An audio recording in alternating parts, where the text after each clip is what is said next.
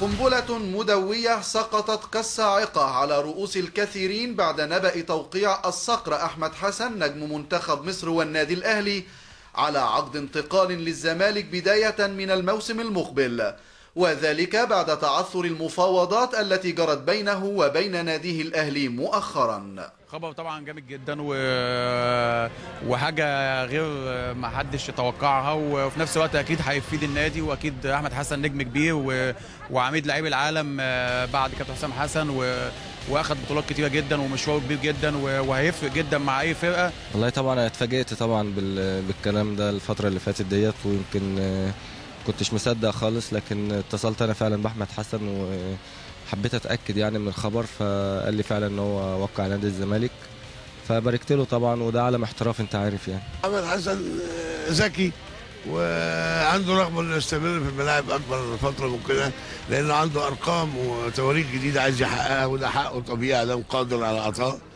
وفكره ان هو يلعب، مع انه هيلعب في قطر فتره وكان عنده عروض في قطر، الفتره وقت ما كان بيتعالج في قطر، وانا كنت متاكد ان عنده عروض في قطر، ومتاكد برضه ان النادي الاهلي مش هيوقع معاه حتى لو كان احمد حسن بيلعب بورقه الزمالك، لان الاهلي يعني الاهلي في استراتيجيته ان هو عايز يدني التكاليف. طبعا مفاجاه كبيره جدا، بس طبعا دلوقتي بالتطور اللي احنا شايفينه مفيش اي مشاكل. انا شايف ان مفيش مشكله، والناس ما تستقبلش الخبر حتى لو هو صحيح، ما تستقبلش مفاجآت يعني، لان طبعا عالم احتراف وكل واحد حر يوقع في النادي اللي هو عايزه.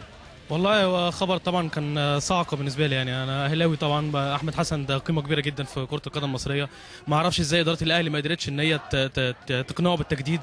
انا حزين على ان هو يترك النادي الاهلي في الفتره دي، ويعني انا بكلمه يعني يا ريت يا كابتن احمد يعني كنت تكمل مع النادي الفتره دي، النادي محتاجك. مش عارف اقول ايه بصراحه يعني.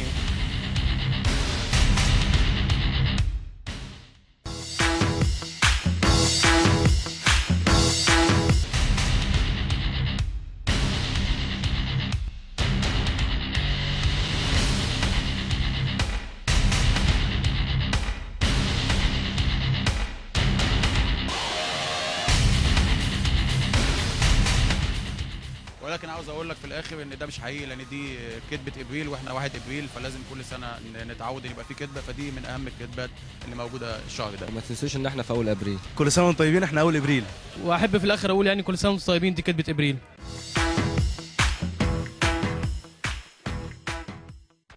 واللعيبه ظهروا قدام حضراتكم مستعدين لمباراه قويه جدا، واكيد يصعد الكوسه.